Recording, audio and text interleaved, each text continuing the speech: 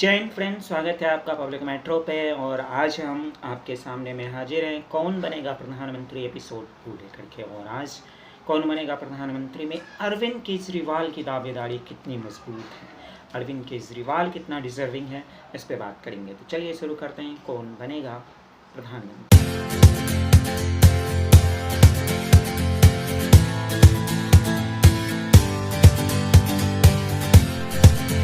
कहते हैं विपक्ष के नेता में से किसी से अगर बीजेपी सरकार या नरेंद्र मोदी सबसे ज़्यादा परेशान हैं तो वो अरविंद केजरीवाल हैं। हर मौके पे चौका लगाकर अरविंद केजरीवाल ऐसे सवाल पूछते हैं कि बीजेपी भी परेशान हो। पार्टियों ने मिलके उसका नाम रखा इंडिया। 28 पार्टियों ने मिलके गठबंधन बनाया, उसका नाम रखा इंडिया। इन लोगों को इतनी चिढ़ मची, ये बीजेपी वाले इतने बौखला गए, बोले हम भारत का नाम बदलेंगे, अब इंडिया नहीं बोलेंगे। अरे तुम्हारे पिताजी का इंडिया।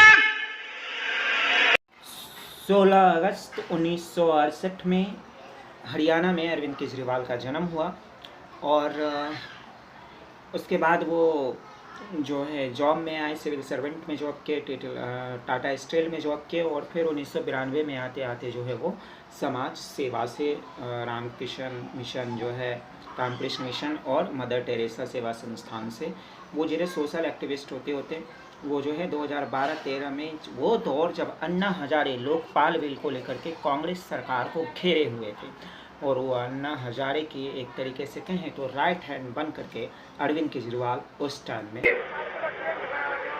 तो उस अस्पताल से बाहर निकलवाने की जिम्मेदारी आप लोगों के हाथ। वहाँ से अरविंद केजरीवाल ने अपनी पार्टी बनाई और पार्टी बना करके फर्स्ट इलेक्शन में 28 सीटें जीती। हालांकि जिस कांग्रेस के खिलाफ वो लड़ करके जीते थे उन्हीं के साथ शर्त के साथ सरकार बनाई, लेकिन महज 49 दिन में उनकी सरकार गिर गई। दूसरी बार अरविंद केजरीवाल जोरदार वापसी करते हुए दिल्ली विधानसभा में से 70 में से 67 सीटें जीत करके आए और जो है एक नया कीर्तिमान रचा। और ये आप माने या न माने, ये बात सच है कि दिल्ली की जनता ने उनके वर्क बेस पे 2 बार उन्हें चुना है। उनके हेल्थ डिपार्टमेंट और एजुकेशन डिपार्टमेंट के मॉडल की चर्चा वो खुद भी करते हैं और मीडिया भी इस बात की चर्चा जरूर करती है। ये हम चाहते हैं जैसे दिल्ली ने पूरे देश को शिक्षा का मॉडल दिया, हेल्थ का मॉडल दिया, अब एक ऐसे गवर्नेंस का, एडमिनिस्ट्रेशन का मॉडल हम क्योंकि 2014 और 2019 का वो दर जब मोदी की चमक और मोदी की छवि एक 7वें आसमान पर थी, वहाँ विधानसभा में वो नरेंद्र मोदी को जो है कड़ी टक्कर दे रहे थे। मोदी प्रधानमंत्री के कार्यकालों का दिल्ली की विधानसभा पे कोई असर नहीं पड़ रहा था और यही वजह थी कि लोकसभा चुनाव में बीजेपी जीतने के बाद भी जो है वो विधानसभा में नहीं जीत पा रही थी।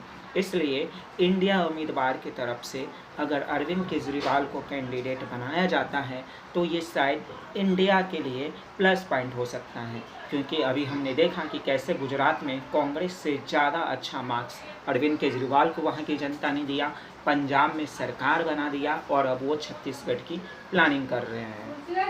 सभा में बीजेपी को जोरदार टक्कर देने वाले अरविंद केजरीवाल लोकसभा में दोनों चुनावों में बीजेपी से कहीं पीछे रह गए।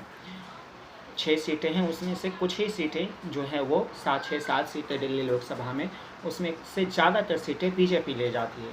अब अरविंद केजरीवाल विधानसभा में इतनी टक्कर देती हैं, वो कहीं ना कहीं मोदी से जो है वो लोकसभा चुनाव में वो कमज़ोर पड़ जाती हैं। हालांकि इसके बावजूद भी इंडिया गठबंधन में जितने भी नेता हैं उसमें अगर अरविंद केजरीवाल अपनी प्रधानमंत्री दावेदारी पेश करते हैं तो इसमें कोई शक नहीं कि इंडिया को कहीं ना कहीं कुछ ना कुछ फ़ायदा ज़रूर पहुंच सकता है।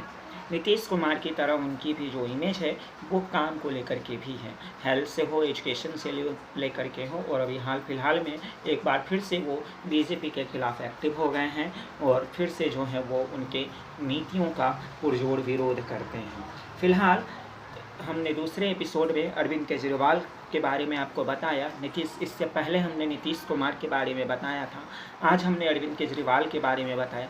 क्या आपको लगता है कि इंडिया गठबंधन को अरविंद केजरीवाल को अपना नेता चुनना चाहिए तो आप हमें कमेंट में यस लिख करके या अरविंद केजरीवाल टाइप करके ज़रूर भेजें। हम देखना चाहते हैं कि आखिर विपक्ष की तरफ से जनता का फेवरेट उम्मीदवार कौन है। बाकी खबरों के लिए देखते रहिए पब्लिक मेट्रो। जय हिंद।